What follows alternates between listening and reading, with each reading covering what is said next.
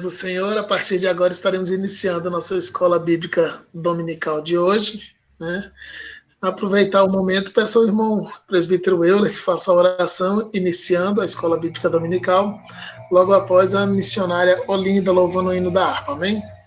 Amém. Nosso Deus, nosso Pai, te louvamos, te agradecemos por esse momento, por estarmos aqui na tua presença, tua bênção santa e maravilhosa. Obrigado, Senhor, por esse sol lindo, por esse dia, pela oportunidade maravilhosa de estarmos juntos, reunidos, em teu nome, esse nome maravilhoso, estamos na tua presença, nos alegrando e aprendendo de ti, estamos em comunhão uns com os outros. Muito obrigado por essa bela e maravilhosa oportunidade que temos, que possamos aproveitar, abrir o nosso coração, a nossa mente, aproveitar o máximo possível, nos alegrar bastante, aprendendo e louvando e agradecendo o seu nome nesse momento.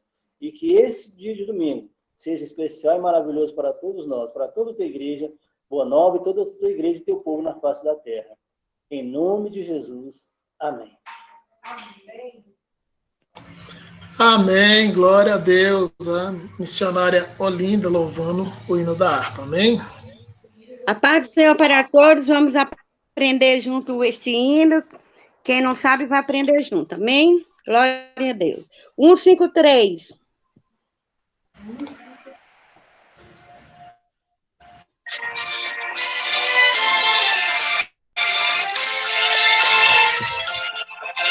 Soldado de Cristo, entraste na lida, lutai sem desmaio, lutai com valor, e inimigo levai de vencida, dizendo que Cristo é o nosso Senhor. Soldado de Cristo, marcha sempre avante, levando a destra as armas da luz, as almas perdidas, buscai triunfante, e prece levai a Cristo Jesus. Leja, ó crente, a santa peleja, prossegue avante, por Cristo Jesus, e ser valente, na frente esteja, dizendo que Cristo morreu numa cruz. Saudade de Cristo, marchai sempre avante, levando a destra as armas da luz, as armas de vida, buscai triunfante, e prece levai a Cristo Jesus. Agora, acerca do dia falsoso em que preencherão a fé e o valor, e nele Jesus, caladão grandioso, dará a qualquer que sair vencedor. Soldados de Cristo, marchai sempre avante, levando a destra a arma da luz, as almas perdidas, buscai triunfantes, e prece levai a Cristo Jesus.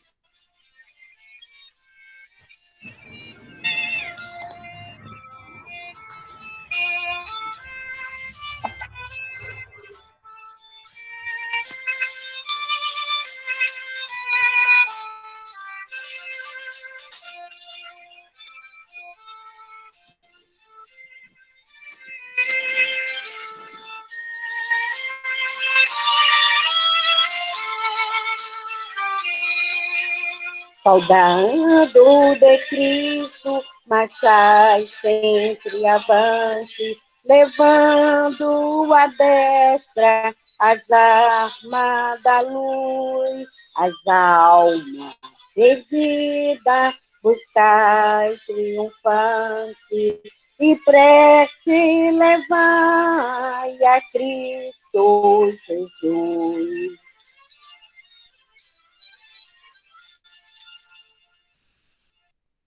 Amém. Amém, glórias a Deus. Obrigado, irmã missionária Olinda, que Deus abençoe a vida da irmã, em nome de Jesus. Glórias a Deus.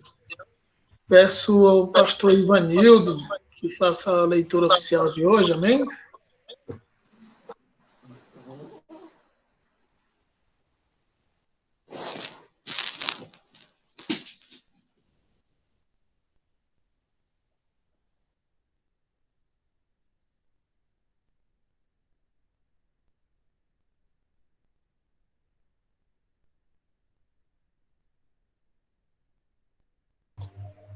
Glórias a Deus, aleluia. Pastor Ivanildo.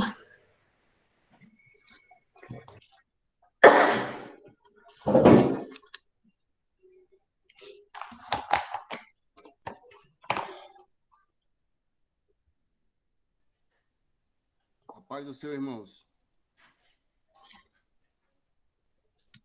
Oi, estão me ouvindo? Amém. Amém. Tá um pouco baixo. Léo, não está muito legal aqui não, Léo. Eu estou ouvindo muito baixinho aqui.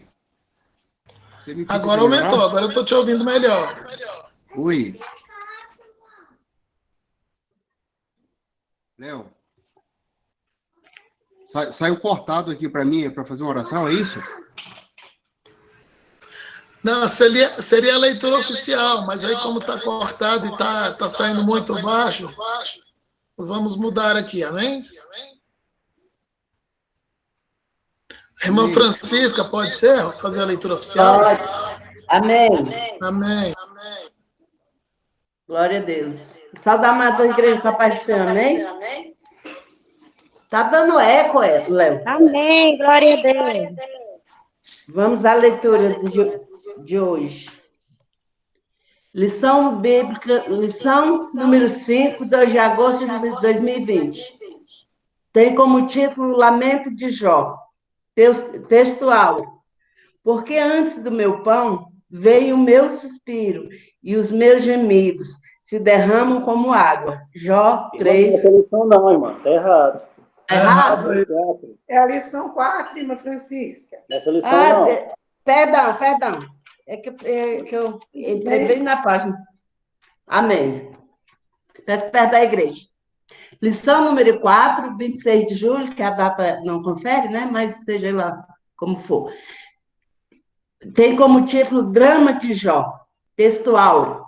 E disse, nu saí do ventre de minha mãe, e nu tornarei para lá. O Senhor, o deu e o Senhor o tomou. Bendito seja o nome do Senhor. Jó, capítulo 2, versículo 21. Verdade prática. A despeito das grandes provações que se abatem em nossa vida, à luz do exemplo de Jó, devemos permanecer fiel ao Senhor. Glória a Deus. Leitura bíblica em classe. Diz a palavra do Senhor. Se encontra em Jó, capítulo 1, versículo 13 a 22, e Jó, capítulo 2, versículo 6 a 8. Jó, capítulo 1, versículo 13. E sucedeu um dia em que seus filhos e suas filhas comiam e bebiam vinho na casa do seu irmão primogênito. Que veio um mensageiro a Jó e lhe disse, os bois lavraram e os jumentos passeam junto a eles. E eis que deram sobre eles os sabeus, e os tomaram, e aos moços feriram a fio da espada, e eu somente escapei para te trazer a nova. Estando este ainda falando, veio outro e disse, fogo de Deus caiu do céu e queimou as ovelhas, e os moços, e os consumiu, e só eu escapei para te trazer a nova. Estando ainda este falando, veio outro e disse, ordenando aos caldeus, 3 bandos deram sobre os camelos e os tomaram, e os moços feriram a fio da espada. E só eu escapei para trazer-te a nova.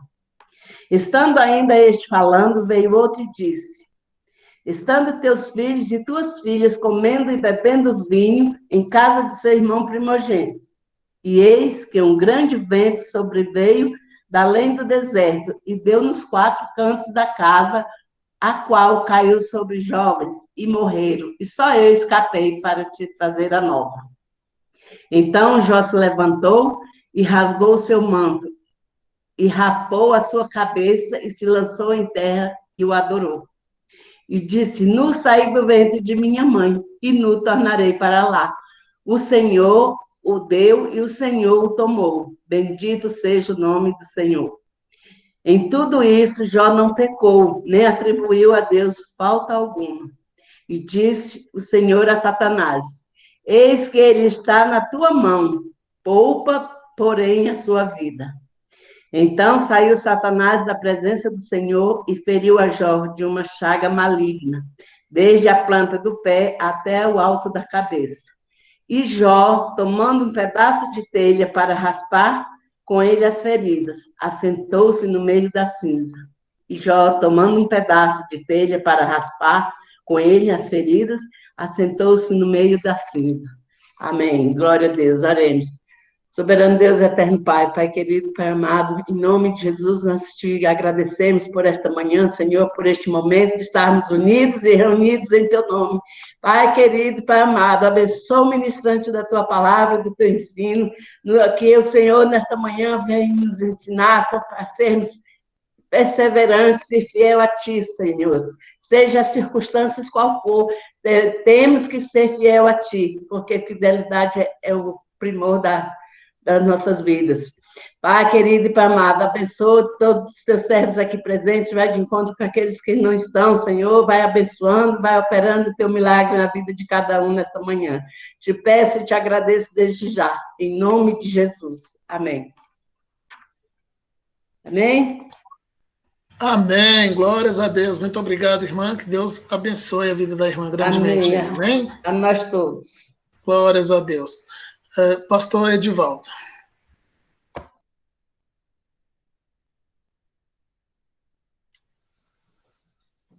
A paz do Senhor aos meus queridos irmãos. Que Deus nos abençoe nesta manhã e que possamos aprender com a palavra e com o Espírito Santo, guardar em nossos corações, não só como ouvinte, mas como práticos da palavra de Deus. Eu pediria um favor aos irmãos, aqueles que estivessem as suas necessidades fisiológicas que não poderiam suportar por 1 hora, que tivesse liberado agora, porque eu não gostaria que ninguém se ausentasse, saísse nesse momento pela a magnitude desse estudo, da profundidade que ele é, e nós gostaríamos que você não perdesse um segundo desta manhã, ok? Então, que Deus nos abençoe, nos dê o espírito de conhecimento, de sabedoria, de entendimento, de unção e também de discernimento. E também pediria de retenção dessa palavra que vamos estudar nesta manhã. Amados irmãos, eu provavelmente, que eu me lembro, nunca falei em escola bíblica dominical, e seria bom o momento para que nós tratássemos de 3 temas pontuais que normalmente nós não falamos. O tema propriamente dito, que é o drama de Jó. Eu gostaria de definir mais nitidamente o que é drama. Eu encontrei uma definição muito boa e bem sintética que diz que o drama é uma expressão usada para designar uma comoção, seja aflição ou seja sofrimento. O segundo ponto que eu gostaria de destacar e definir é a questão do texto áureo. A gente fala, mas a gente às vezes não se apercebe o significado dessa expressão. O texto áureo significa texto de ouro. Podemos notar que é algo muito valoroso, né? Ou seja, é o texto central da mensagem. É a espinha dorsal do tema a ser tratado. Assim como no Evangelho de João, capítulo 3, versículo 16, que é o tema central da Bíblia, assim também o texto áureo nesta lição é o tema central. Os outros são chamados, os anteriores e os posteriores do contexto, são chamados contexto anterior e contexto posterior, que são secundários, mas que são muito importantes para a nossa ministração da palavra do Senhor. E, por último, a verdade prática. Quer dizer, a praticidade, isso no texto de hoje, a praticidade de fidelidade de Jó numa resposta prática do seu drama, que foi na sua fidelidade na adoração a Deus, independente dos fatores adversos e circunstanciais que envolveu, né, a dramaticidade da vida de Jó. Pois bem, definido o tema, o texto áureo e a verdade prática, entremos na introdução. Eu quero dizer para os irmãos que eu leio a lição e creio que todos, ou praticamente quase todos os alunos, devem ter lido, como eu já vi agora a irmã Adriana dizendo que estudou, pelo que ela disse, ela estudou a lição. Eu gostaria de dizer aos alunos que pelo menos lessem a lição. Eu sei que muitos estudam. Ler, né, gostaria que fosse a totalidade. Porque quando você vai ministrar, o assunto fica mais fácil para o entendimento de cada um de nós quando nós estudamos ou quando também lemos, ok? Então, essa a minha introdução, ela complementa aquilo que você já estudou. Porque se for eu transmitir aquilo que está na lição, né, eu acho que deveria ter algo complementar. E é justamente esse algo complementar que nós vamos procurar, nesta manhã, fazer com que chegue aos irmãos um esclarecimento maior e possivelmente melhor, ok? A introdução. Na sua fidelidade, estou falando de Jó, ou melhor, para nós, o seu sofrimento e a sua postura reativa e positiva é um modelo de comportamento que nós devemos subtrair para a nossa vida cristã.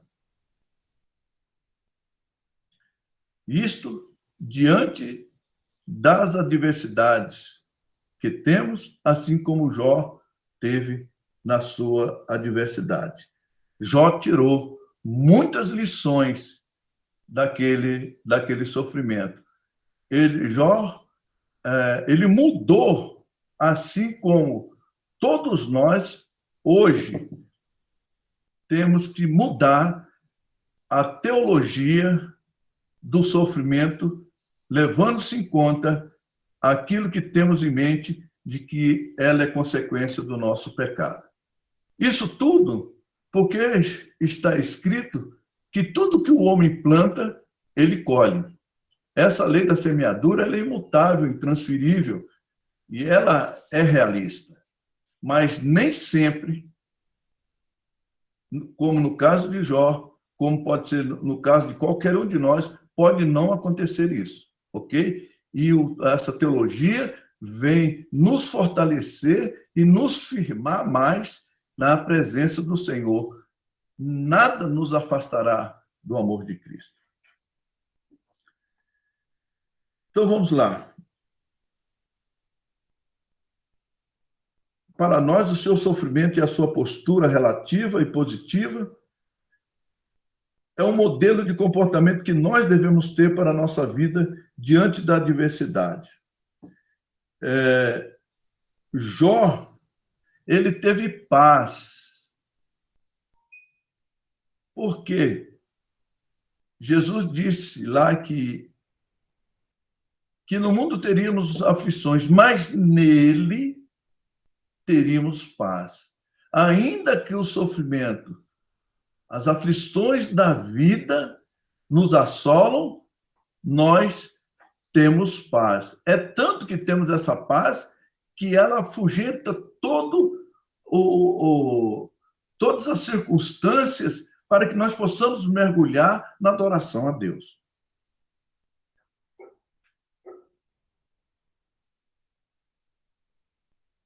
Por isso, João capítulo 16, versículo 33, a parte B, foi o que eu acabei de falar agora.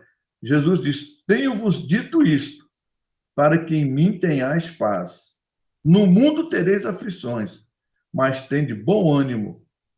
Eu venci o mundo. Ou seja, na adversidade da nossa vida, nós temos que abrir o espaço e mergulhar na paz que há em Cristo. E a melhor maneira é você adorar a Deus. Sabe por quê? Porque a Bíblia diz, né, no capítulo 1, versículo 22 de Jó, que em tudo isto, Jó não pecou e nem atribuiu a Deus falta alguma. Esses momentos de aflições e de sofrimento são momentos de questionamentos. Assim como Jó teve os seus questionamentos, os seus porquê, por causa da sua consciência que estava em paz com Deus. E isso acontece conosco. Quanto de nós, numa situação adversa, ficamos com os nossos porquê. Senhor, por quê? O que eu fiz? Por quê? Por causa daquela palavra que também já era lá do Velho Testamento, apenas ela foi retificada por Paulo no Novo Testamento, do que aquilo que o homem planta, o homem colhe. Jesus não negou-nos de que não teríamos sofrimento, porém, deixou-nos uma verdadeira esperança de que nós, com todas as problemáticas, nós teríamos vitória. O drama de Jó é uma pergunta para toda a humanidade. Para os filósofos humanistas e céticos, diriam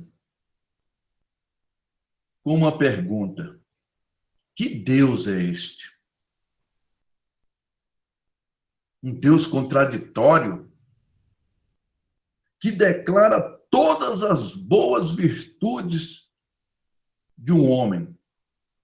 Faz vários elogios do caráter deste homem, em quem não havia um dolo sequer. E até mesmo o acusaria de um Deus injusto. por permitir ou mesmo por executar uma catástrofe na vida deste homem, na vida dos seus familiares e na vida daqueles que o cercavam. Por um outro lado,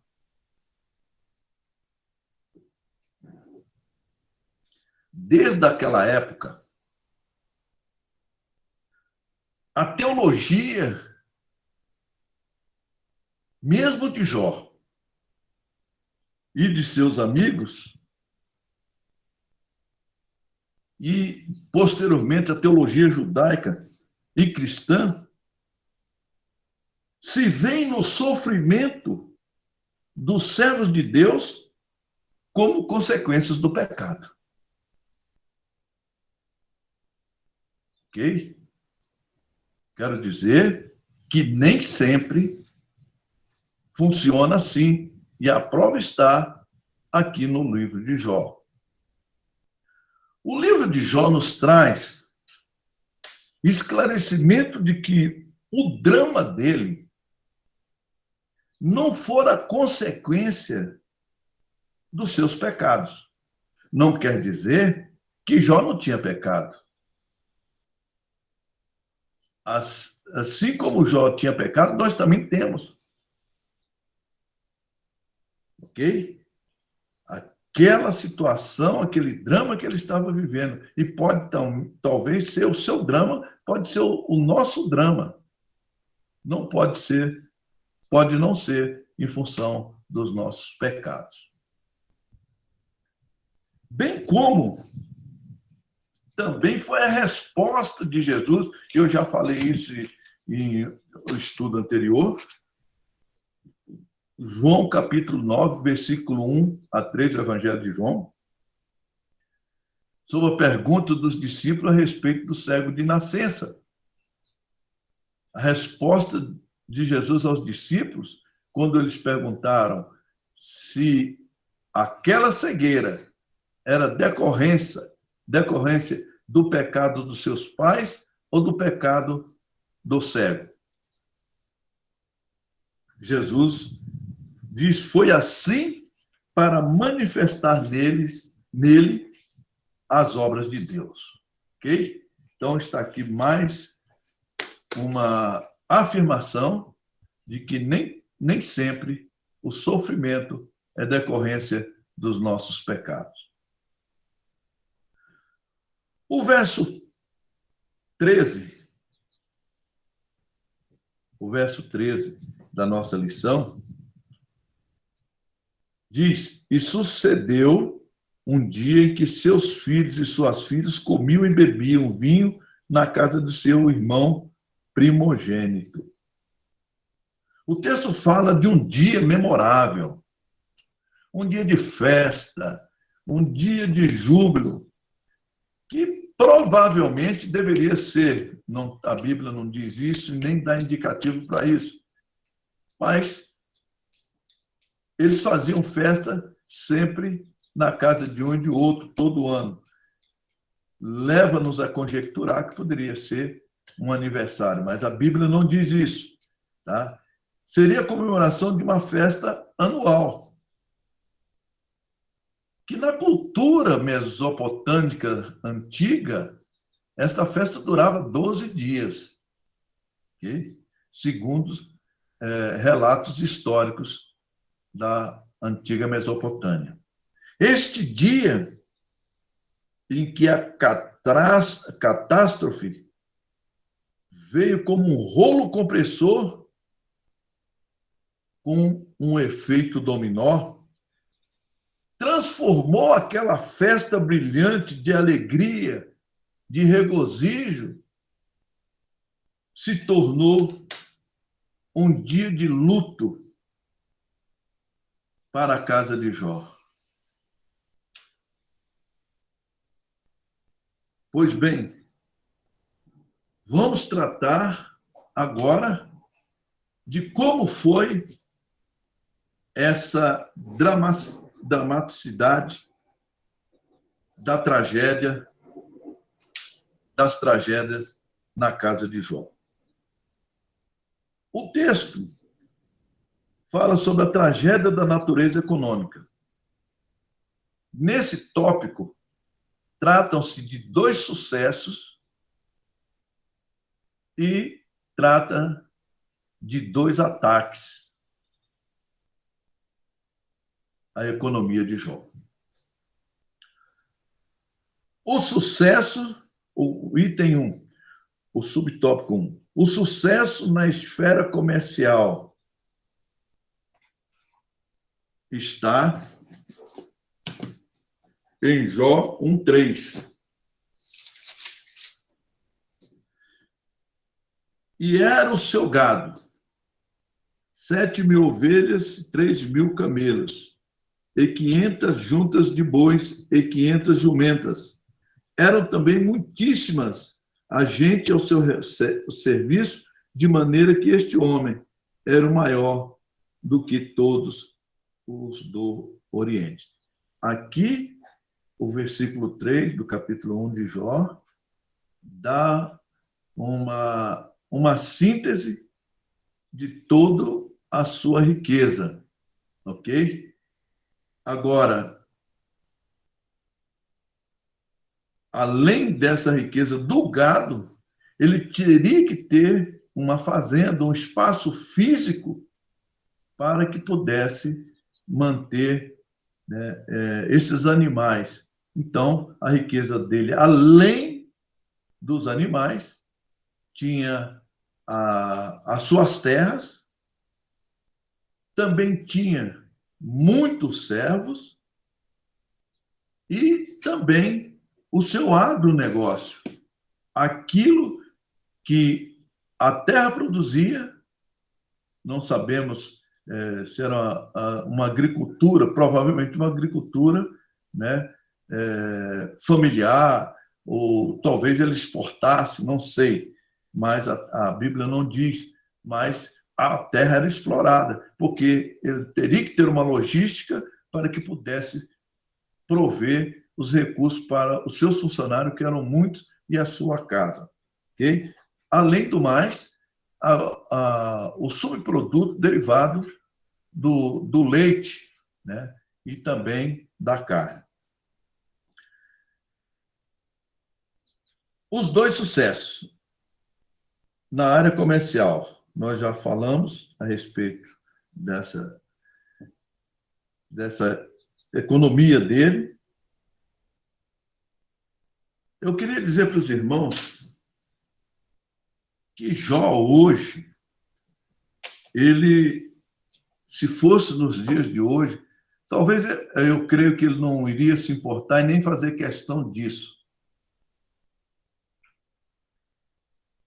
Ele estaria inscrito como um dos homens, como diz a Bíblia, que o homem mais rico daquela época. Se fosse hoje, ele entraria para a revista Forbes, uma revista de natureza americana, mas existe a Forbes do Brasil, que traz reportagens nacionais e internacionais abordando os principais assuntos do mercado e as tendências da economia, mostram um panorama exato do mundo dos negócios, bem como uma lista dos homens mais ricos da atualidade. Eu não quero entrar no mérito, mas evangélicos que constam dessa lista da Forbes, ela parece-me que é uma revista de 3 em 3 meses, não sei, não me lembro qual a saída dela, a publicação dela. Mas na Forbes Brasil, evangélico tem Edir Macedo como o homem mais rico evangélico, com 2 bilhões de reais. Depois vem o Silas Malafaia, o R.R. Soares, o Valdemiro, né, com 400 milhões de reais. Mas deixemos isso. Eu só estou ilustrando isso para os irmãos, que se fosse hoje, ele talvez estaria na Forbes da Mesopotâmia. O versículo, capítulo 1, versículo 10, confirma o sucesso de Jó. Porventura, e aqui, quando eu falo confirma, porque Deus já tinha dito, e aqui o diabo retifica aquilo que Deus disse. Porventura não o cercaste tu de bens a ele e a sua casa e a tudo quanto tem, a obra de suas mãos abençoastes, e o seu gado está aumentando na terra. Então, aqui fala do sucesso e do patrimônio de Jó. O sucesso na esfera do campo. O carro-chefe do sucesso de Jó se prendia ao produto do campo. Cremos que era a sua agricultura, ainda que o texto não fala e não era possível manter todo aquele patrimônio que, no mínimo, não tivesse uma agricultura de subsistência. O mais enfático do seu patrimônio descrito pairava sobre a sua agropecuária. A ênfase maior no patrimônio de Jó aqui se dava na agropecuária. E uma grande área de terra e muitos servos para cuidar da provisão. Falamos aqui o sucesso da natureza econômica. Agora vamos ver que o diabo comprou uma tese de desafiar, não a Deus, mas a vida de Jó. Ele foi atacado 2 vezes, 2 ataques do diabo na esfera comercial, no patrimônio de Jó. Okay? Fica claro que a visão satânica é de que Jó era fiel. Vamos ler o versículo 11, do capítulo 1 de Jó. Olha a tese que o diabo defendia diante de Deus. Mas estende a tua mão e toca-lhe em tudo quanto tem, e verás se não blasfema de ti na tua face. Então, o diabo lança esse desafio como tese, dizendo que Jó romperia com a sua fidelidade a Deus. Então, fica claro que a visão satânica é de que Jó era fiel a Deus, ou pode ser que qualquer um de nós pode lançar esse desafio, né? Pelos bens que Deus nos concede. Esta foi a sua primeira tese, mas Jó refutou a tese de Satanás, derrubou a tese dele.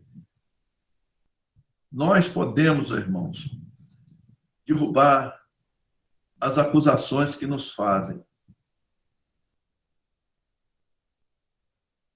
através da adoração a Deus, no nosso culto a Deus, orando, né? No caso, na nossa relação com as pessoas, com os adversários, com os inimigos, nós derrubamos essa tese. A Bíblia nos manda que oremos por elas, para que nós possamos ser abençoados por Deus, e a justiça de Deus, o sol da justiça, um dia brilhará, porque não é pedindo que se faça a justiça punindo a pessoa.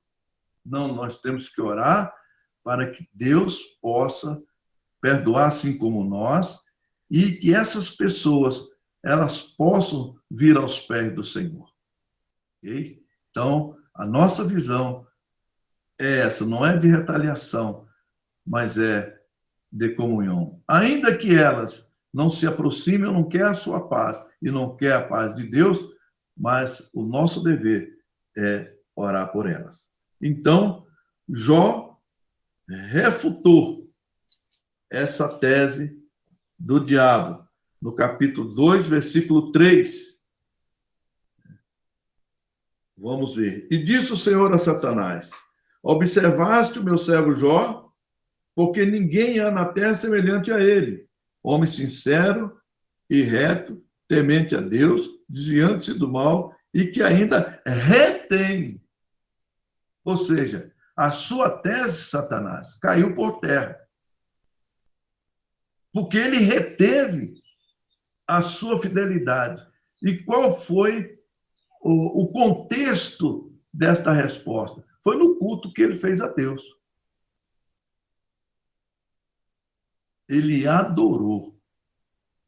Depois de tudo isso, ele adorou. Ele manteve a fidelidade. E é isso que Deus quer de mim, quer de cada um de vocês e de todos nós. Que seja qual for a situação, nós mantemos o nosso culto a Deus.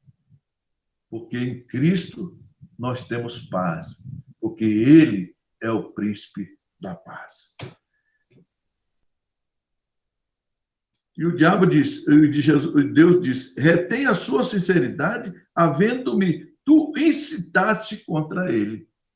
Ou seja, o diabo confrontou, né, incitasse, confrontar Deus jogar Deus contra o diabo. Porque Jó iria dizer, como ele disse, eu não fiz mal nenhum, minha consciência está tranquila.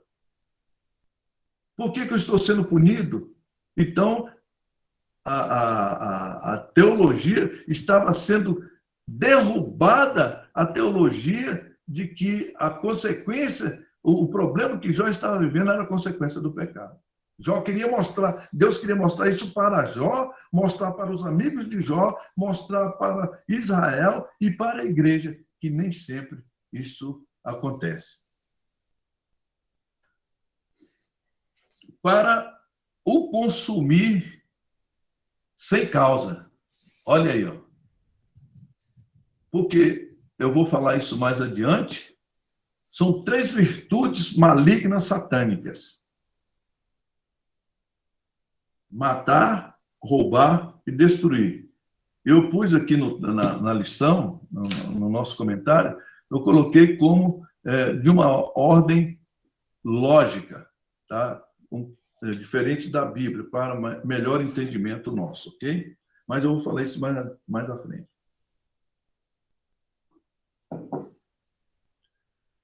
Falamos do sucesso nas 2 esferas, da natureza econômica e o sucesso no campo. Agora nós estamos falando dos 2 ataques. Falando do primeiro ataque na esfera comercial. O segundo ataque na esfera do campo. Está no capítulo 1, versículo 14 a 17. Eu não vou ler para a gente ganhar tempo. Quando o diabo destruiu seus animais, no caso de Jó, e as suas plantações, ele atingiu totalmente a sua fonte da cadeia produtiva.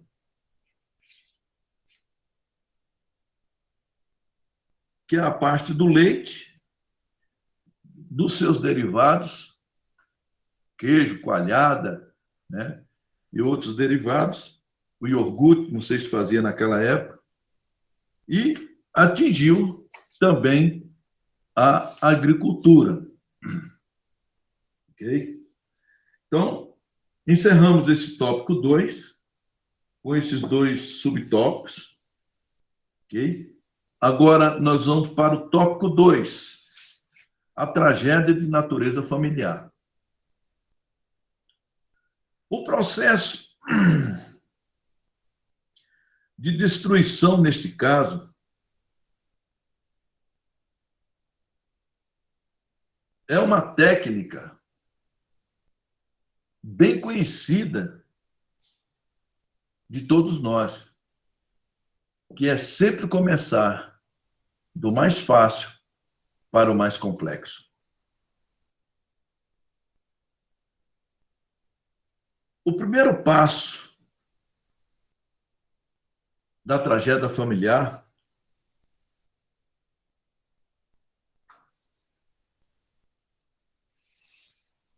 foi de tudo aquilo que formava o patrimônio de Jó. Tragédia familiar é o subtópico 2, né? Tragédia de natureza familiar. É isso mesmo. Natureza familiar, exato. Então, o primeiro passo foi de destruir de tudo aquilo que formava o seu patrimônio econômico, que era o mais fácil e menos dolorido. Observamos que as tragédias na vida do ser humano, principalmente nós falamos de nós, que é a nossa área, né? A prova, ela começa, normalmente, ela começa devagar, né? A doença, a situação econômica, ela vem começando devagar, do mais fácil. Vai entrando, para chegar à sua plenitude. Na questão de Jó, ela começou do mais fácil para o mais dolorido. O segundo, o mais complexo e mais difícil, é o dolorido, que foi a família de Jó. Primeiro, os filhos de Jó. Vamos ler o capítulo 1, versículo 18 e 19. Estando ainda ele falando, veio outro e disse: estando teus filhos e tuas filhas comendo e bebendo vinho em casa de seu irmão primogênito, eis que um grande vento sobreveio da além do deserto e deu nos 4 cantos da casa, a qual caiu sobre os jovens e morreram, e só eu escapei para que trazer a nova. Ou seja, do mais fácil para o mais complexo, que era a família de Jó. Agora Jó recebe aquilo que nós poderíamos dizer o tiro de misericórdia, que é o quê? O tiro fatal, né, na tragédia da vida da família de Jó. No capítulo 1, versículo 5, vamos ver. Capítulo 1, versículo 5. Sucedia, pois, que, tendo decorrido o turno de dias de seus banquetes, enviava a Jó e o santificava e se levantava de madrugada e oferecia holocaustos, segundo o número de todos eles, porque dizia a Jó: porventura pecaram os meus filhos e blasfemaram de Deus no seu coração, assim eu fazia já continuamente. O que nós podemos subtrair desse versículo 5, que relata sobre a vida sacerdotal de Jó? A vida paterna de Jó e a sua vida espiritual. Jó, como sacerdote, assim como nós, devemos fazer como ele, um grande exemplo de orarmos, de entregar os nossos filhos na mão do Senhor, ensinar o caminho que deve andar. Essa é a nossa obrigação.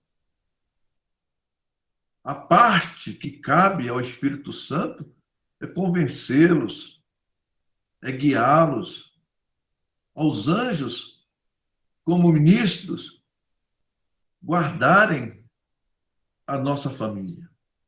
Então, Jó exercia o seu papel pastoral, conforme está lá em Pedro, né? Somos né, um povo de Deus, família real, sacerdócio real de Deus, que nós ministramos a nossa família. Então, como sacerdote, Jó foi impecável. Como pai, ele era um ótimo esposo. É tanto que nós vamos ver lá na frente, né, quando ele diz para a sua esposa que a atitude dela, como muitos dizem por aí, né, e isso aqui é exemplo para nós, que ainda que a atitude da esposa, ou de um filho, ou de um familiar, seja uma atitude de loucura, e nós diríamos, é um louco. Ele não. O nível espiritual deste homem, ao ponto dele dizer, a sua atitude é comparada de uma louca, mas não a chamou de louca. Então, como pai, nessa expressão de Jó, vemos que ele era um ótimo pai e também um ótimo marido. E na sua vida espiritual, podemos ver que ele tinha um relacionamento muito íntimo com Deus. E Deus recebia o sacrifício dele, porque ele era, de fato, um sacerdote real na sua casa. Amém? Ok. E sucedia, pois que, tendo decorrido o turno de dias, né, nós já lemos sobre isso, né, e ficou essa expressão aqui, eu até gostaria de chamar a atenção dos irmãos, mesmo nesse versículo, que diz: sucedia, pois, que decorrido o turno de dias de banquetes, enviava Jó, isso aqui que me chamou a atenção, enviava Jó e o sacrificava e se levantava de madrugada. Na versão da Bíblia James, eu esqueci o nome da versão dessa Bíblia, James alguma coisa. Ele fala diferente, dá uma tradução diferente. Diz assim: Jó não os mandava e chamava e fazia com que se santificasse por meios de ritos de purificação. Achei essa versão, né, mais interessante. Jó mandava chamar e fazia com que ele se santificasse por meios de purificação. Só um detalhe só que me chamou a atenção esse versículo.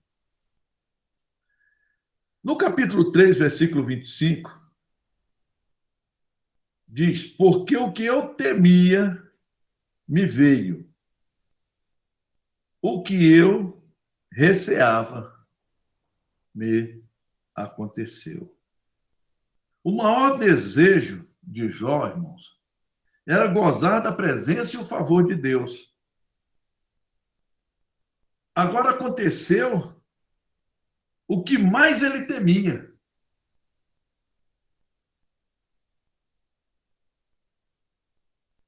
Para ele, parecia que Deus o abandonara.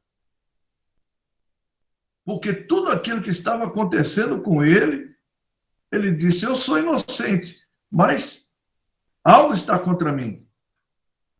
Deus, será que me abandonou? Isso não era só Jó, não. Nós também, nas nossas fraquezas, no nosso dia a dia, a gente sacrifica, ora, busca, e as coisas, né, não são reais como aos nossos olhos, daquilo que gostaríamos que fosse. E a gente, às vezes, fica pensando: será que Deus se esqueceu de mim? Será que Deus me abandonou, não está me ouvindo? Também isso acontecia com Jó, pode acontecer conosco. Ele não tinha a mínima ideia da razão deste drama, mas mesmo assim não deixou de adorar a Deus. Irmãos, nessas circunstâncias adversas, aconteça o que acontecer, nós, mesmo que o seu pensamento venha dizendo, Deus, será que me abandonou? Deus se esqueceu? Deus não está me ouvindo? Esqueça. É aquilo que eu falei para os irmãos. Abre as cortinas e adentra a Deus na sua adoração. Ok?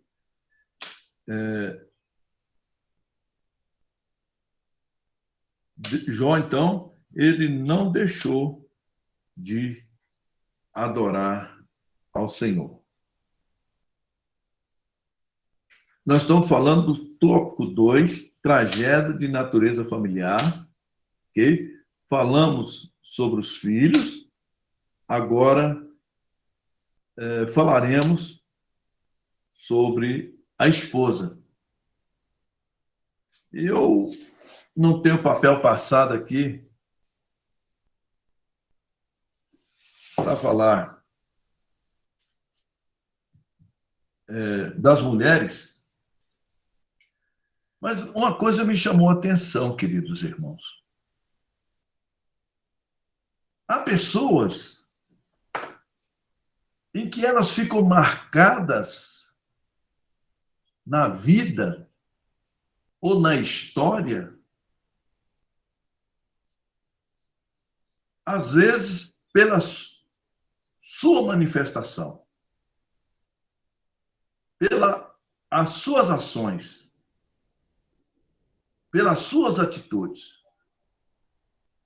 Quando nós olhamos para a mulher de Ló, o que nos vem à mente, ela foi marcada por uma estátua de sal que denunciava em que ela olhou para as coisas materiais de Sodoma e Gomorra. A tragédia da mulher de Ló ficou marcada pelas coisas materiais. Quando nós vamos para o Novo Testamento, você olha a mulher daquele vidro de perfume que derramou sobre Jesus. E o que Jesus disse? Que ela seria marcada, lembrada por aquele ato de gratidão e de amor a Cristo. Queridos, façamos uma autoanálise das nossas vidas. Como tem sido marcado as pessoas que veem, qual é a marca que as pessoas veem em nós? Isso é importante. É tão importante que tem pessoas que são marcadas pelo mau testemunho. Eu já ouvi e conheço a pessoa em que alguém disse para mim, eu não ouço o que aquela pessoa prega, porque o testemunho dela é diferente daquilo que ela prega. Então, esta pessoa ficou marcada perante a sociedade de um mau testemunho. Então, estou chamando a atenção da igreja, e a minha principalmente,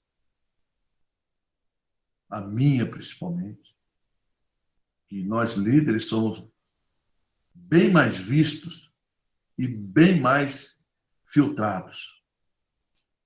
Não somos perfeitos, mas vamos procurar, através do nosso testemunho, ser marcado por um bom testemunho. A esposa de Jó, uma mulher anônima, que na plenitude do seu sofrimento sai do anonimato e fica conhecido pela sua única e infeliz frase: amaldiçoa seu Deus e morra. Irmãos, essa mulher, não tinha nome.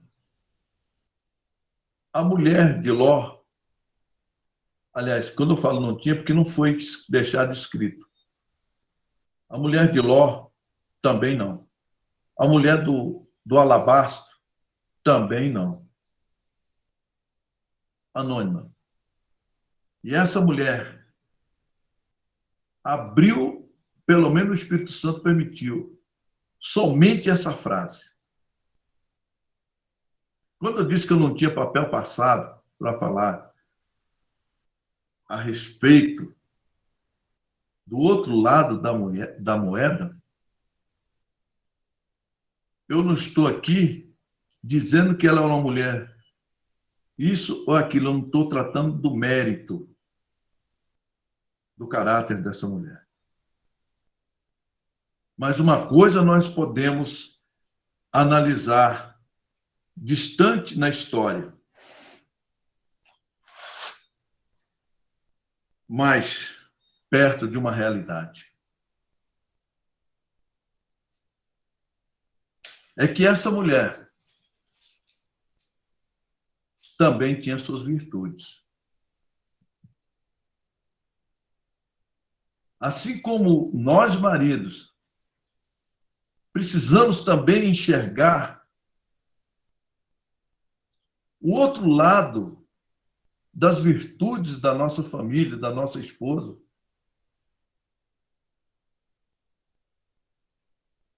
Ela aqui, o sofrimento que aquele homem estava passando.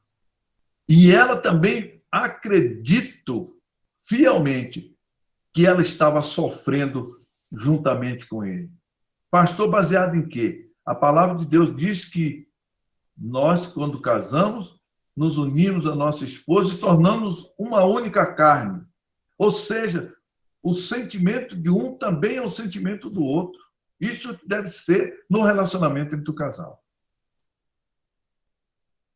Esta mulher estava sofrendo horrores. E quanto de nós, queridos irmãos, num momento de desespero, de angústia, eu já ouvi de crentes, pastor, eu não aguento mais. Se tirasse a minha vida, seria lucro. Jó também disse isso, e nós vamos ver lá no capítulo 10, quando ele descreve a sua angústia diante de Deus. O que se pode aprender no relacionamento de marido e mulher? Eu quero subtrair desse texto algumas praticidades para a nossa vida cotidiana. A primeira coisa que nós aprendemos, irmãos, é que numa família, num casal, existe contraste de espiritualidade. O que foi demonstrado aqui por Jó e a sua esposa, pode acontecer conosco. Às vezes a esposa é mais espiritual do que o marido. O nível de relacionamento dela com Deus é mais. Mas nem por isso deve se ensoberbecer-se. Esse nível espiritual é para que você não a critique, mas que você possa acrescentar a vida a dois. Jó, o nível dele era altíssimo, era de excelência. A segunda coisa que me chama a atenção nesse relacionamento é que ela foi fiel até o fim. Apesar dela ter dito aqui no momento de desespero, creio eu, mas ela foi fiel. Ela lavava suas chagas. Ela estava ali como uma disjuntora verdadeira, limpando e, às vezes, até dando palavras de conforto àquele homem que estava naquele estado deplorável. Ela não abandonou. E eu quero chamar a atenção de casais. Oh, aleluias! Glória a Deus! que ela foi fiel, ela não abandonou, por mais triste a situação dramática que eles estavam vivendo. Ela não abandonou o barco. E tem crentes hoje em dia que, por muito menos, estão pedindo divórcio, estão pedindo separação. Ela não, ela aguentou o taco até o fim. Ela não abandonou. Eu não estou falando de pessoas que abandonam a casa e vão embora. Não, ela não renunciou. Falou, olha, Jó, eu não aguento mais você. Você está fedendo, o seu hálito, o seu corpo fedendo. Não, ela ficou cuidando de Jó.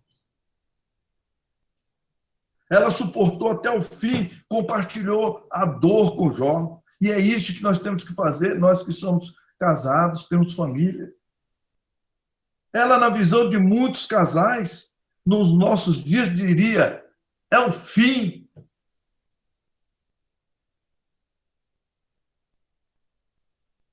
Para suportar com Jó e compartilhar do seu sofrimento, queridos irmãos. Só por questão moral e porque ela amava Jó. Qual é o interesse do nosso relacionamento? E esse texto explica muito bem isso, o texto do livro de Jó. O que nos leva a ir até o fim é a questão moral, é o amor um pelo outro e o amor a Deus. Jó respeitava e amava sua mulher, que mesmo ela ofendendo ao seu Deus,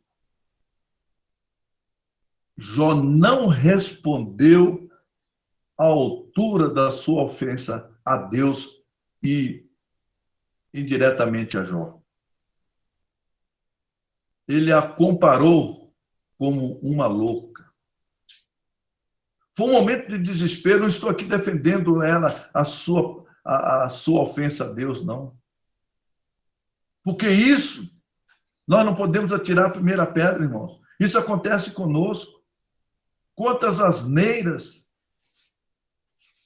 de maneiras diferentes ou de menor grau de intensidade, nós já falamos coisas indevidas para Deus. Não estou diminuindo, apenas fazendo comparação. Jó apenas disse, a sua atitude, minha esposa, não é como muitos dizem aí, você é uma louca, você é uma maluca, você é uma doida. Não. Até nisso Jó foi sábio. A sua atitude é de uma louca. Eu disse, é um estado, foi um momento de loucura. Mas você não é louca.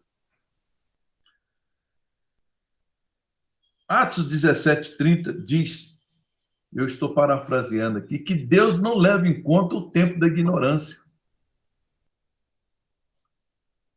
Se ela se arrependeu e confessou, eu creio que ela deixou, Deus a perdoou, porque contra o filho e contra o pai há perdão.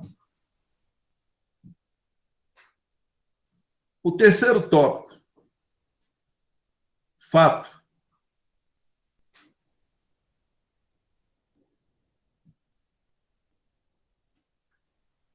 Possivelmente, esse terremoto na casa de Jó, pode-se dizer que a sua intensidade foi de uma devastação singular e nada comparável na vida de uma família como a de Jó. Eu creio que aqui foi a plenitude de um terremoto. O maior terremoto que é conhecido da humanidade, ele aconteceu por volta dos anos 60, lá no Chile. E a sua intensidade foi de magnitude 9,5 escala Richter. Foi um terremoto devastador. Assim como esse terremoto foi o maior, na terra, também esse terremoto na vida de Jó, na família de Jó, foi o maior, pelo menos que nós temos conhecimento e segundo o meu pensamento.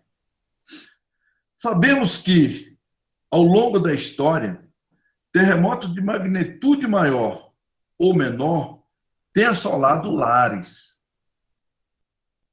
Nos nossos dias, tais como corrupção moral, inversões de valores, infidelidade, drogas e situação financeira difícil, têm levado o esfacelamento das famílias. E agora eu quero chamar a sua atenção.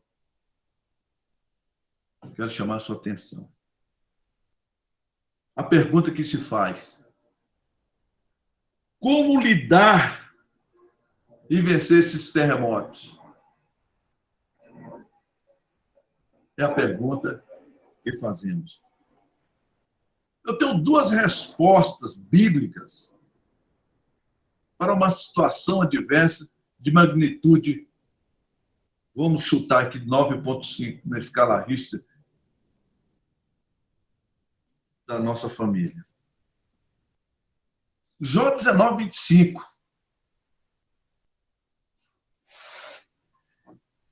E Abacuque 3,17. São duas respostas. Eu sei que o meu Redentor vive. Jó 19:25. E, por fim, se levantará sobre a terra. O que fica para nós, nessa palavra de Jó, o maior sofrimento ou aflições que estamos passando, podemos ter certeza que essa esperança que Jó teve é a esperança que nós devemos ter. Um dia vai raiar, vai amanhecer, e ele vai se levantar. E quando Deus se levanta, é uma atitude de Deus em relação à sua vida, em relação à minha vida.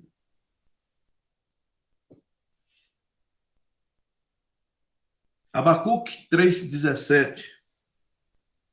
Porquanto, ainda que a figueira não floresça, e nem haja fruto na vide, o produto da oliveira minta, e os campos não produzem mantimento, as ovelhas das malhadas sejam arrebatadas, e nos currais não haja vacas. Todavia, eu me alegrarei no Senhor, exultarei do Deus da minha vida.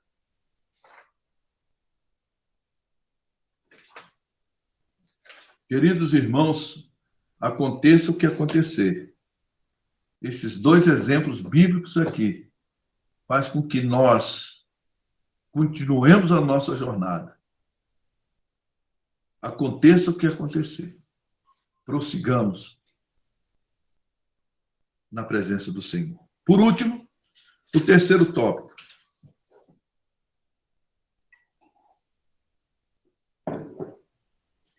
Tragédia de natureza física e psicológica.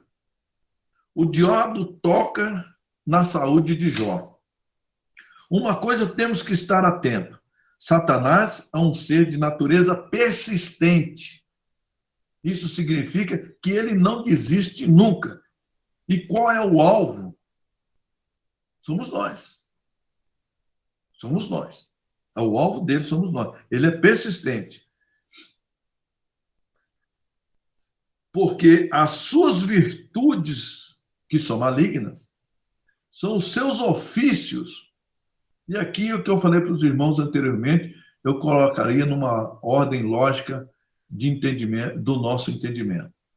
Que seria roubar, primeiramente, segundamente, destruir e terceira, matar.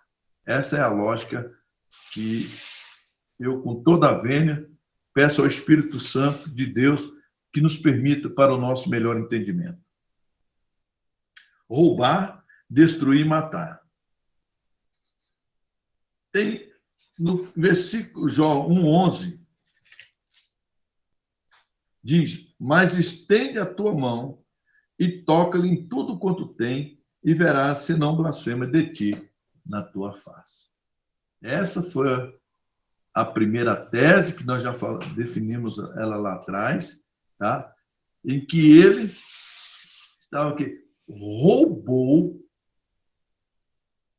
os bens de Jó. Ele destruiu, ele subtraiu os bens de Jó, transferindo parte dos bens de Jó para os salbeus e também para os caldeus. Ele roubou e entregou na mão deles. Num segundo momento, ele defende a sua segunda tese perante Deus, lançando o desafio do tiro de misericórdia,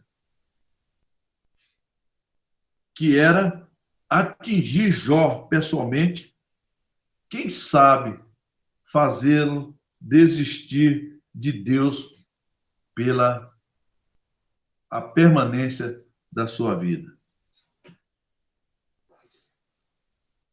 O capítulo 2, versículo 4 do mesmo livro de Jó, diz: Então Satanás respondeu ao Senhor e disse: pele por pele, e tudo quanto o homem tem, dará pela sua vida. Então, primeira coisa, ele roubou os bens de Jó. Segundo lugar, ele procurou destruir o patrimônio de Jó. Inclusive, a sua família, que era um patrimônio familiar. Ele destruiu. Agora faltava o tiro de misericórdia, que é a última virtude dele, que é a morte. Só que ele, Satanás, não esperava que Deus não o permitiria matá-lo. Essa terceira virtude de Satanás, ele não conseguiu. Que era matar Jó através da doença, ou Jó, pele por pele, tudo que o homem tem, ele dará pela sua vida. Ou então Jó mantinha a infidelidade e Deus ficaria como mentiroso. Deus disse: você toca tudo, mas não mata. Então, só que ele não esperava que Deus não o permitiu matá-lo. Se é algo que nos arrebenta, queridos irmãos, é a doença. Neste caso de Jó, a física, pois ela atinge não somente o indivíduo, não somente a Jó, não somente a você, que possivelmente pode estar doente.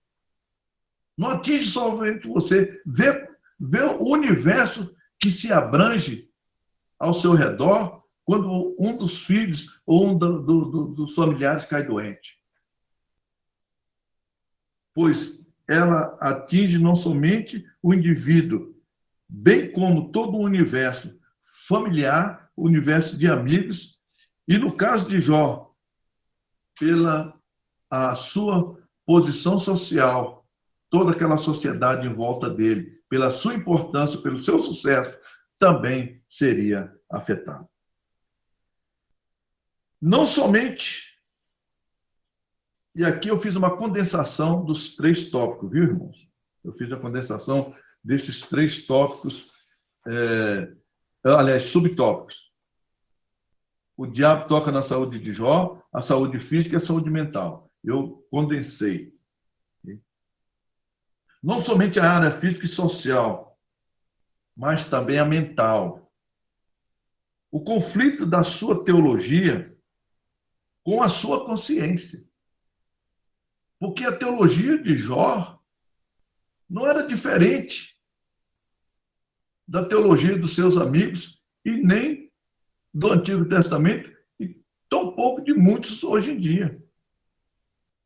Era aquela teologia que eu estou sofrendo por causa dos meus pecados.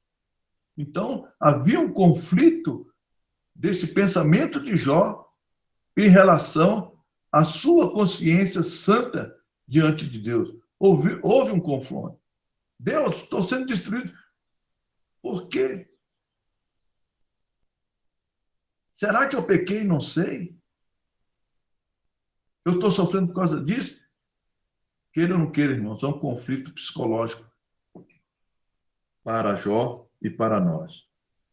Então, não somente a área física e social, mas mental. O conflito da sua teologia com a sua consciência, da sua fidelidade a Deus, o tornou, queiramos ou não, em estado depressivo. Isso o comentarista da revista fala, né? Não está escrito, mas nós sabemos que nós, que seres humanos, que passamos por situações difíceis, chegamos a essa porção, essa situação de opressão, ela leva o ser humano, queira ou não queira, a uma depressão. E é tanto, e isso a gente pode comprovar biblicamente, que ele chegou ao ponto de proferir a morte. Eu já vi casos de irmãos dizendo, olha, eu prefiro a morte. Me leva, Deus. Me leva. Isso o quê? É uma depressão profunda. A vida já não tem mais sentido para ele. A morte é uma esperança. A vida já não tem mais sentido. Então, depressivo ao ponto de preferir a morte. Não com suas próprias mãos, que seria homicida. E quantos hoje chega uma situação difícil na vida, que ele comete suicídio. Mas ele pediu a morte para aquele que deu-lhe a vida. No capítulo 10 do livro de Jó, nós não chegamos lá, mas eu estou adiantando, Jó, ele diz assim, mas direi a Deus. Aqui é onde Jó, agora ele chegou. Chegou ao final. Eu cheguei ao limite, Deus. Eu vou agora me expor para o Senhor. E vemos que o capítulo 10 todo é uma exposição de Jó diante do seu drama a Deus. No versículo 18 do capítulo 10, diz, porque, pois, me tiraste da madre. Ele faz uma pergunta a Deus. Ele pediu que esse dia não existisse, que fosse um aborto. E ele questiona a Deus aqui, onde, o que direi a Deus? Então ele está dizendo a Deus, por que me tiraste da madre? Se então dera o espírito e os olhos nenhum me visse. Então, ele está aqui pedindo, né, que Deus o levasse. Amém? Estamos concluindo esta lição, esse tópico 3, a tragédia de natureza física e psicológica. Concluindo. Que horas tem, Maria? Por favor. 10h25. Já, né? O drama de Jó. Nenhum ator natural pode descrevê-lo na sua íntegra e na sua plenitude, o seu enredo. Pois o seu drama vai além dos fatos externos. E ainda mais, vão além das questões internas, que são as psicológicas e espiritual. Somente o autor do livro sagrado de Jó, que é o Espírito Santo,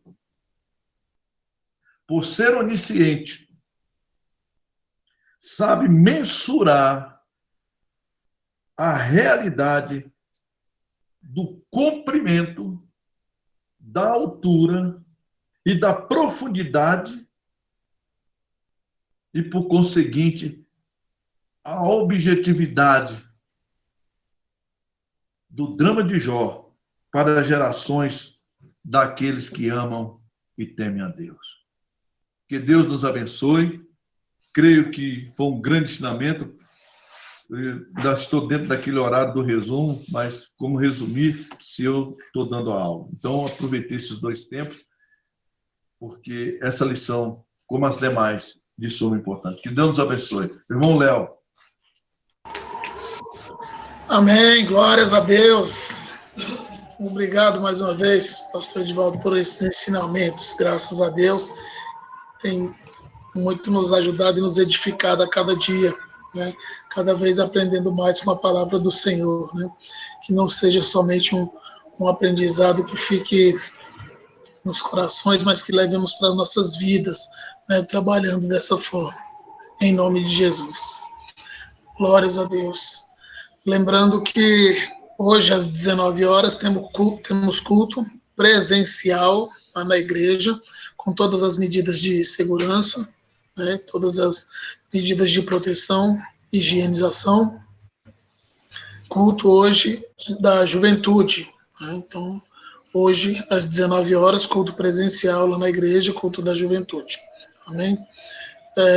Os pedidos de oração, continuar orando por aqueles que estão enfermos, né, por aqueles que perderam um parente, um ente querido, né, e continuar orando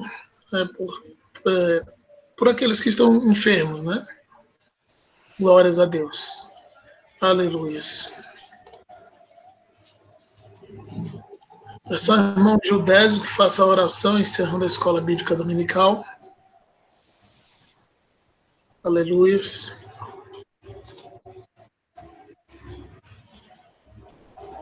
Glórias a Deus. A paz do Senhor a todos. Amém. Graças a Deus. Vamos orar, agradecer a Deus pela essa rica escola bíblica dominical que aprendemos mais um pouquinho, né? Que bom que todo domingo a gente está ouvindo. E o melhor de tudo, guardar no nosso coração, né? A palavra do Senhor, os ensinamentos, para fugir da aparência do mal. Vamos orar, agradecer a Deus. Poderoso Deus e eterno Pai. E agradecemos, meu Deus, por essa manhã, pela essa escola bíblica dominical, Senhor. Muito obrigado, Senhor, pela Tua palavra, a qual é eficaz, Senhor, para nossas vidas espirituais, Senhor. Muito obrigado, Senhor, por tudo que aprendemos, Senhor. Te agradecemos, meu Deus, pela vida do pastor Edivaldo, pela vida dos professores da escola dominical, Senhor, a qual tem se esforçado para trazer o melhor para nós, Senhor. Muito obrigado, Senhor, e agora te agradecemos, Senhor, e te pedimos, Senhor, para que o Senhor faça a tua vontade, meu Deus, sobre a vida das pessoas que aí pediram oração, Senhor, pelos pedidos, Senhor, pelos enfermos, que o Senhor possa entrar com providência e fazer a tua vontade, Senhor. Muito obrigado, Senhor, te agradecemos por mais essa oportunidade, Senhor, de estar respirando e pedindo a Ti, Senhor, a Tua proteção, Senhor. É isso que nos basta, Senhor, a Tua graça nos basta, Senhor. Muito obrigado, Senhor, por tudo, Senhor. Muito obrigado, Senhor. Eu te agradeço pela essa oportunidade, em nome de Jesus. Amém. Amém, glórias a Deus. Obrigado, irmão Gildésio, pastor Edivaldo. Que o amor de Deus, nosso Pai, a graça de nosso Senhor e Salvador Jesus Cristo, a comunhão e as consolações do Espírito Santo seja com todo o povo de Deus. Amém. A paz do Senhor a